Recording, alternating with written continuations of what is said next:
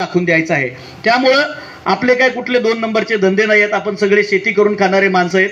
त्यामुळं तुम्हाला काय ईडी लागणार नाही का सीडी लागणार नाही, आपणच मतदानाच्या माध्यमामधनं यांची काडी लावून देशातली सत्ता संपून टाकावी लागणार आहे। यांचं असं झालं नाही तर येणाऱ्या कालखंडामध्ये या देशामध्ये निवडणूकच होणार नाही अशी परिस्थिती निर्माण झाली आहे। शेवटचं सांगतो, जे BR काकांनी म्हटलं, स्वर्गीय शंकरराव चव्हाण साहेब यांनी कधीच काँग्रेसच्या विचाराशी गद्दारी केली नाही। साहेब तुम्ही बीजेपीत गेलात, शंकरराव चव्हाण साहेब बीजेपी मध्ये आलेले नाहीत, ते काँग्रेस पक्षाचे आहेत, होते आणि राहतील। तुम्हाला हात जोडून विनंती आहे की कुठल्याही भारतीय जनता पक्षाच्या कार्यक्रमामध्ये स्वर्गीय शंकरराव चव्हाण साहेबांचा फोटो वापरून मताचा जोगवा आपण मागू नये।